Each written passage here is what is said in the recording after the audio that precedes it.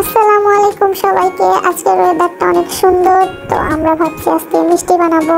অর্ণব গ্রামের বাড়ি থেকে 8 লিটার দুধ নিয়ে আসছে, আর এদিকে ফ্রিজ থেকে আমরা অলরেডি 5 লিটার দুধ ভিজিয়ে রাখছি।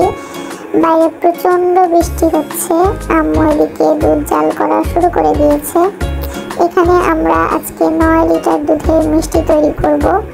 আম্মু এখানে কি দিয়েছে জানি না, দুধ থেকে ছানা তৈরি করে নেওয়ার জন্য, সম্ভবত লেবু বা অন্য কিছু। এবার আমরা চলে আসবো মেন প্রসেসিংয়ে। এখানে 1 বাটি চিনি এবং 3 বাটি পানি দিয়ে আমরা মিষ্টির শিরাটা তৈরি করে নেব।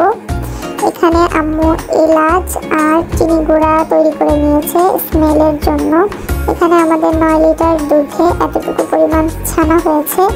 এখন আম্মু ছানাটুকু সুন্দর মতো মথে নিচ্ছে এবং আম্মু এই ছানার সঙ্গে কিছু উপকরণ ব্যবহার করেছে, সেগুলো হচ্ছে চিনি আর এলাচ গুঁড়া, যাতে মিষ্টিতে একটা সুন্দর স্মেল হয়, এবং 2 টেবিল চামচ চিনি এবং 6 টেবিল চামচ গুঁড়া দুধ ব্যবহার করছে।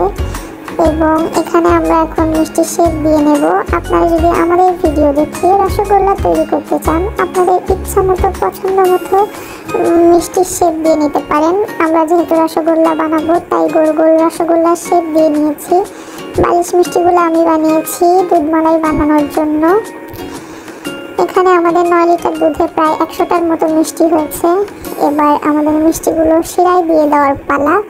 একে একে আমরা সবগুলো মিষ্টি শিরায় দিয়ে দেব, এবং আমাদের মিষ্টির ফাইনাল লুক দেখতে যেমন সুন্দর হয়েছে, খেতেও সুন্দর হয়েছে। Thank you.